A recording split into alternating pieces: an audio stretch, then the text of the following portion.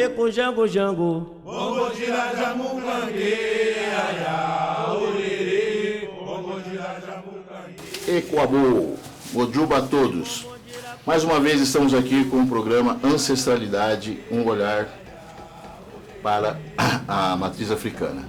Dessa vez, mais uma vez, com um amigo, com uma pessoa que foi muito importante, que é ainda importante na minha história, inclusive hoje já me deu uma baixa, já me ensinando a me comportar como um homem de matriz africana. Uma pessoa importantíssima também na minha formação cultural, na minha formação religiosa. Foram vários bate-papos na Avenida São João, foram muitas conversas. Fizemos inclusive um programa importantíssimo para o mundo negro, que era o programa Brasil Negro, eu, ele e Gilberto Exu. Eu quero apresentar para vocês aqui Tata Catuva Gessi, o nosso querido Valmir Damasceno. Tudo bom, Valmir? Tudo bem, Mário. Prazer estar aqui contigo. E eu já vou logo te dando logo a primeira paulada, primeira provocação. Você toca candomblé banto?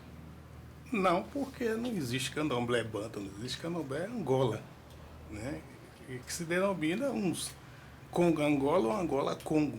Né? Banto é uma civilização de africano, diga-se de passagem, a primeira civilização de africano transplantado do além Atlântico para o Brasil, aliás, que aportou deste país, e que, entre tantas outras variantes desses povos, porque banto resume-se no plural povos, né?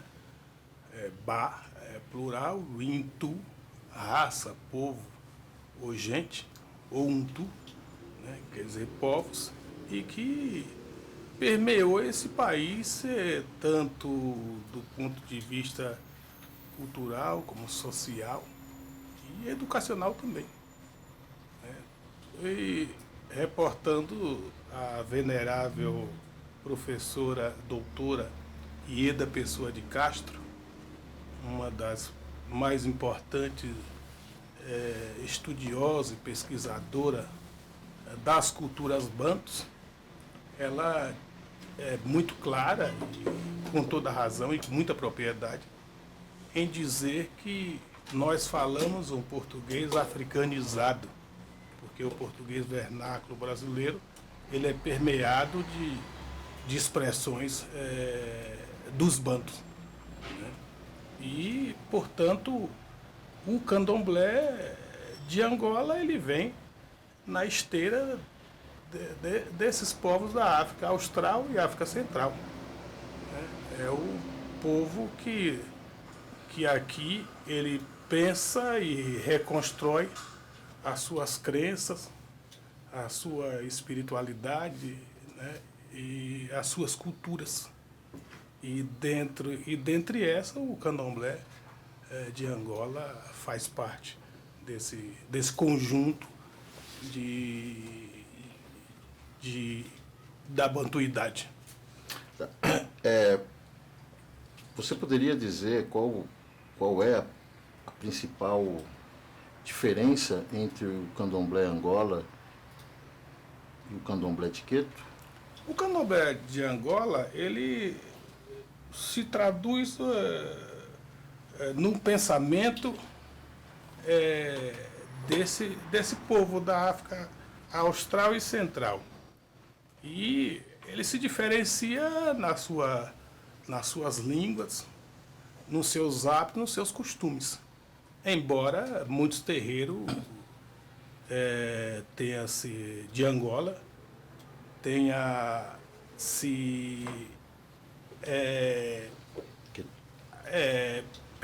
se apropriado de um formato do candomblé de Queto.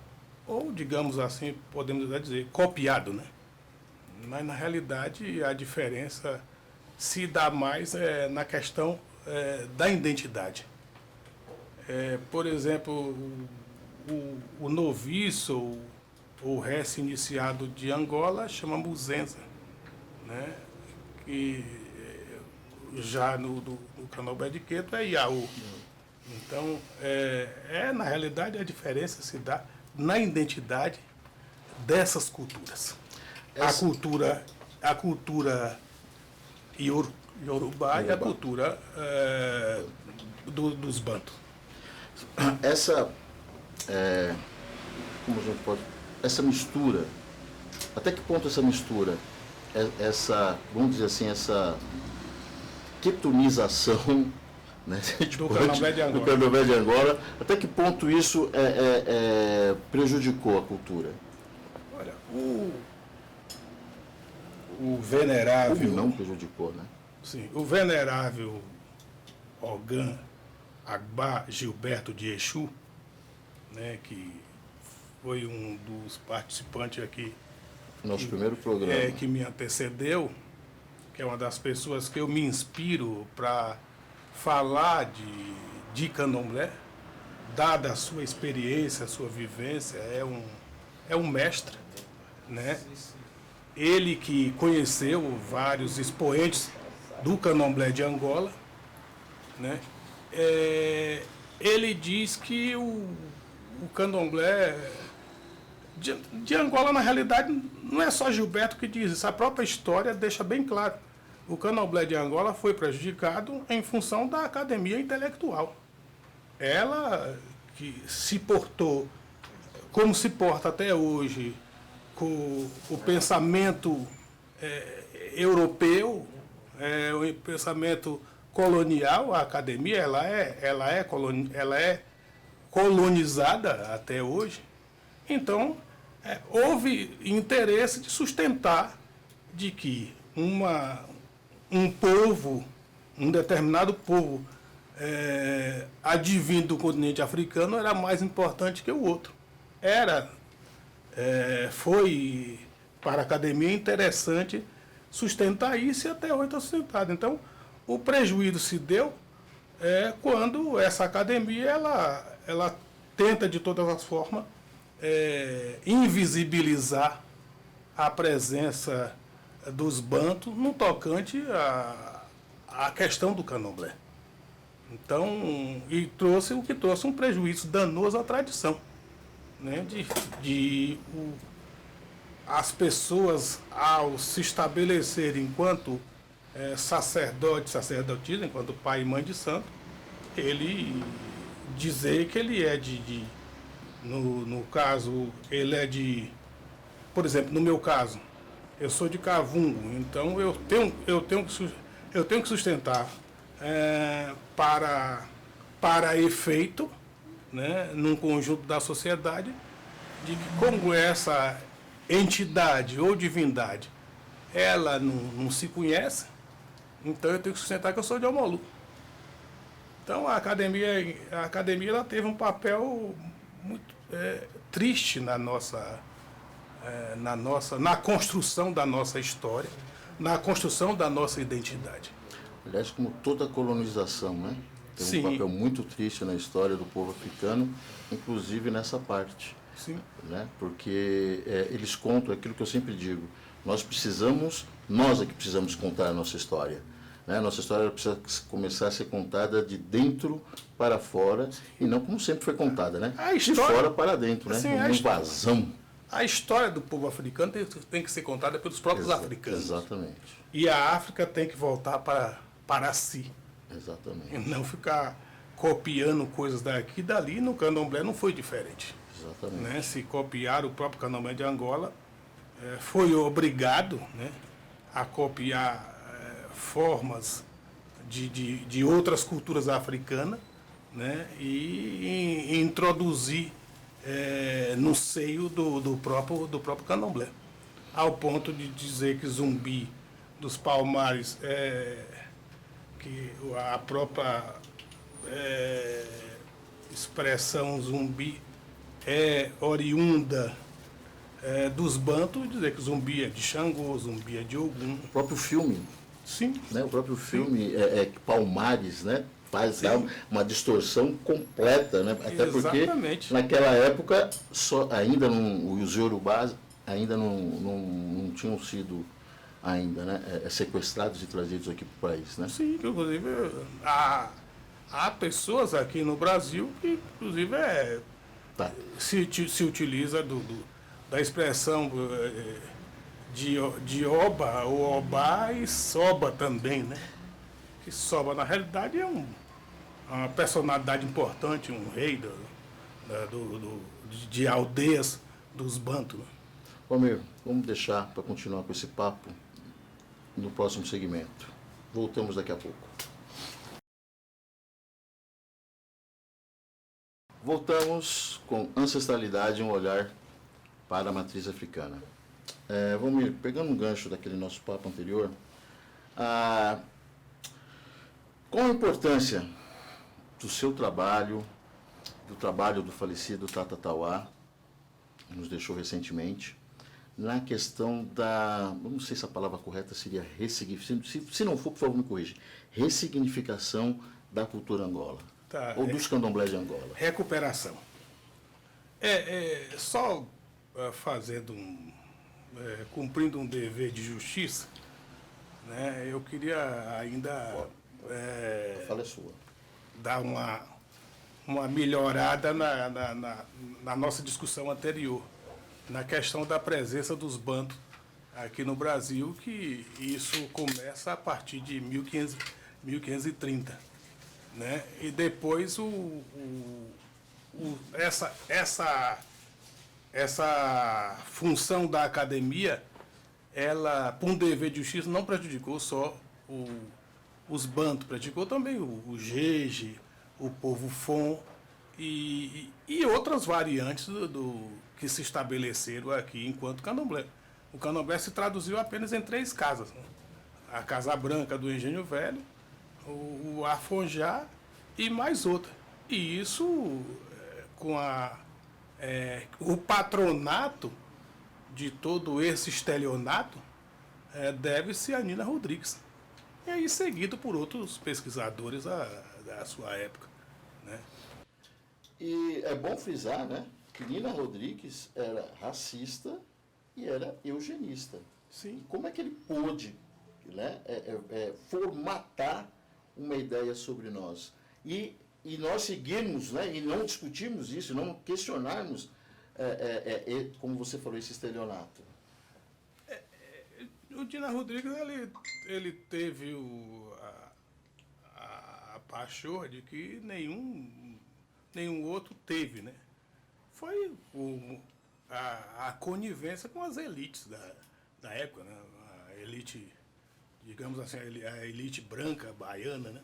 Então, houve interesse em visibilizar a trilogia, essas 3 casas em detrimento das demais, né?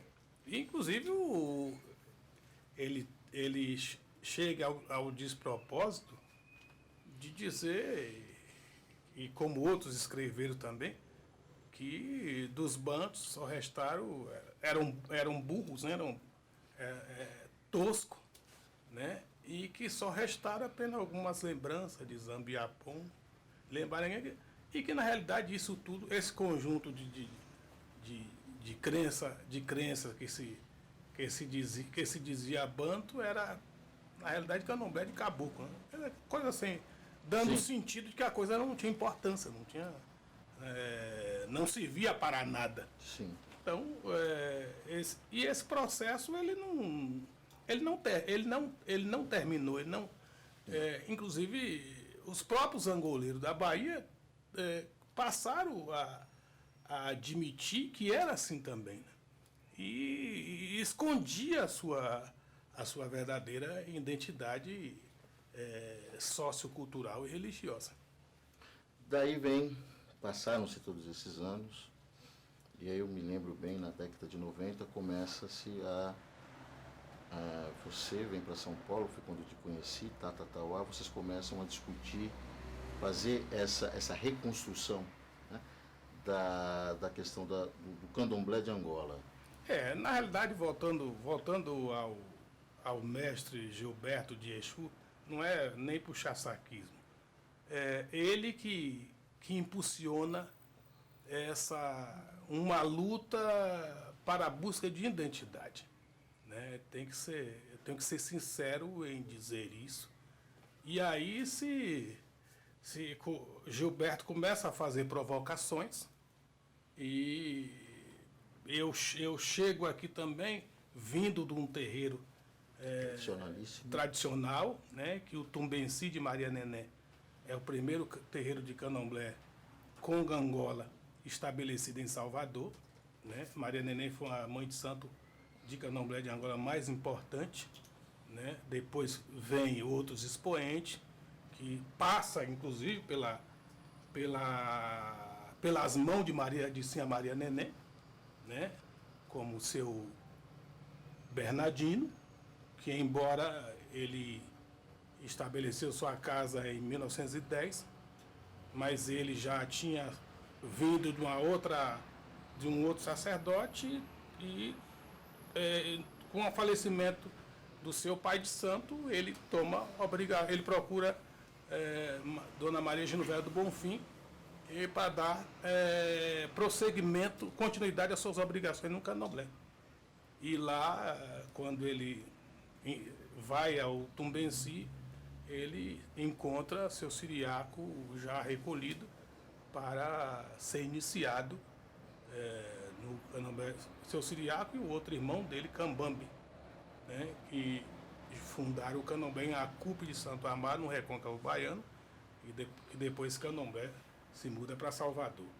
Então, Maria Neném, ela tem uma importância tamanha, porque a maioria dos angoleiros que teve candomblé, que estabeleceu o candomblé na Bahia, principalmente em Salvador e a região metropolitana, o Recôncavo, sai das entranhas de Maria Neném, né? E, nesse sentido, ela torna-se, segundo os próprios escritores, até o Edson Carneiro diz isso, né?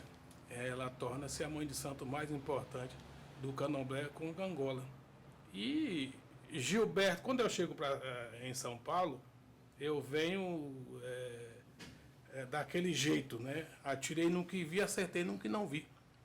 Aí Gilberto até chega a determinados momentos que a gente entra até em discussões acaloradas, em função das críticas dele, com toda razão. Mas me fala quem é que não entra em discussão acalorada com ele. Me diz. Com as críticas dele, com toda razão, impulsionando a gente assim fervorosamente para a busca da nossa identidade. Né? Exatamente. E aí, a partir dos conselhos dele, né? Sim, aí eu começo a me preocupar com isso. E aí vem o jornal Umbandomblé, né? E aí já na sua segunda edição eu começo a escrever uma coluna naquele jornal chamado Giro de Caboclo, onde se conta histórias de pessoas de raízes de candomblé de Angola, da Bahia, pouco conhecida em São Paulo. Só para fazer um parênteses, o jornal Umbanda e Candomblé foi também impulsionado, estimulado pelo Gilberto. Sim, também. Que eu escrevi o meu primeiro texto. Precisa saber também o que Gilberto não estimulou, né? Eu escrevi, que eu publiquei o meu primeiro texto, O Bom é Meu Pastor, Nada Me Faltará. E o que aconteceu? Em Angola, eu visitei vários terreiros de candomblé de Angola, em São Paulo, e percebi essa questão de expressões no candomblé.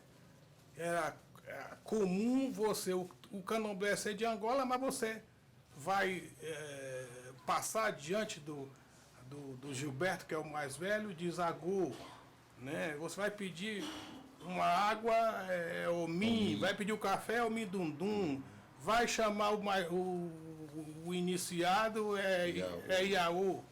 Aí isso me incomodou, porque minha doutrina, minha educação de candomblé, né? Embora nos terreiros de candomblé de Angola, na Bahia, falas, a influência do candomblé de tradição iorubá, mas a minha vivência de terreiro é que é o Muzenza, é que o nome do Inquis, que eu achei isso tão forte em São Paulo, que eu cheguei até a botar o nome da minha casa, quando eu estabeleci no Jardim Guarani, na Vila Brasileira, depois me mudo para Casa Verde, no Parque Peruche, na rua Anísio Moreira 89, né, uma travessa da Rua Ouro Grosso, né, eu cheguei a botar Inzo Tumbanci de Oxum, né? E aí Gilberto terminou caindo de pau em cima de mim. Como é que você pode isso? Você não é desse santo, você seu santo é Quingongo, é Cavungo, é Insumbo. Então eu toquei para esse santo, para o seu santo, quando o seu Siriaco botou candomblé em Venda Nova, em São João de Meriti, no Rio de Janeiro.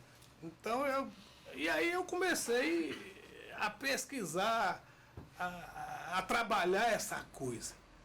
E aí vem o encontro de angoleiros, né? Que é outra também luta impulsionada por Gilberto Dígio.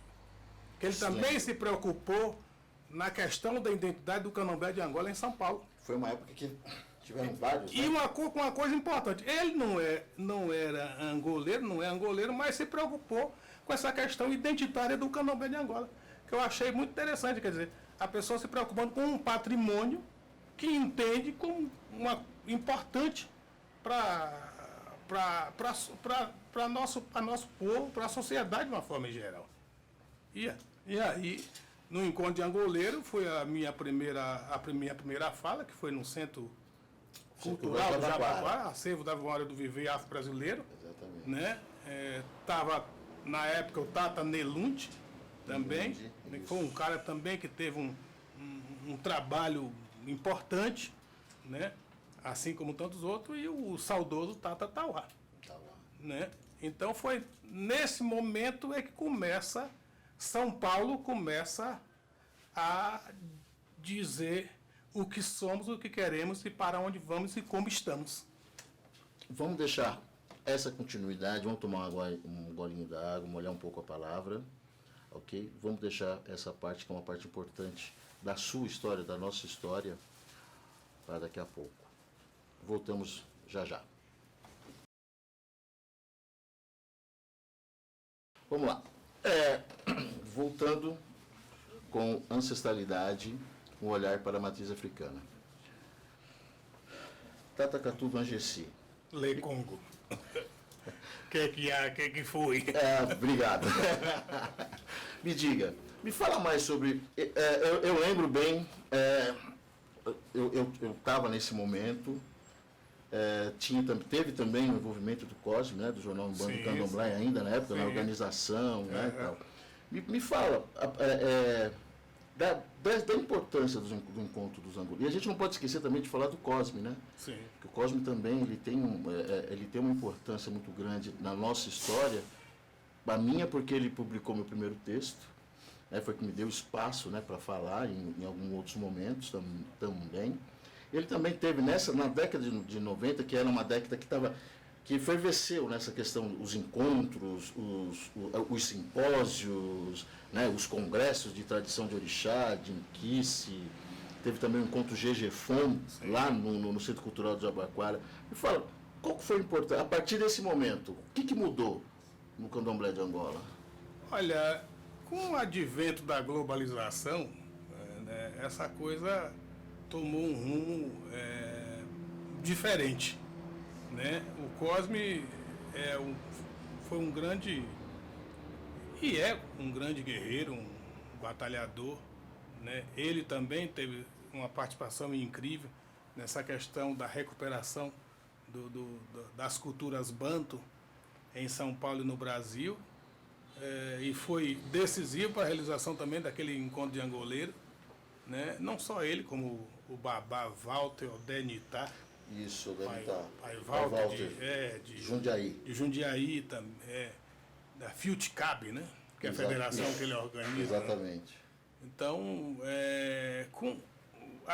juntou essas pessoas e elas tiveram essa preocupação e derramaram, emanaram esforços com especial interesse na realização não só do encontro de angoleiro, como outros encontros também que aconteceram. O jornal Umbanda e Candomblé, Umbanda e Candomblé, e depois passa a ser Tribuna Afro-Brasileira, né? E Cosme, que foi um cara sempre preocupado com a revalorização das culturas africanas em São Paulo, no Brasil, né? Ele também foi o que realizou o Prêmio Palmares, que homenageava personalidades do Candomblé, né?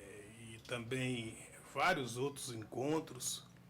Aí depois veio a fundar a Ordem das Entidades Afro-Brasileiras, o OEAB também, ali na Avenida Itaberaba, na Cachoeirinha. Era ali que era o ponto das grandes decisões, né, que depois dali influenciava todo o Candomblé e a própria Umbanda também.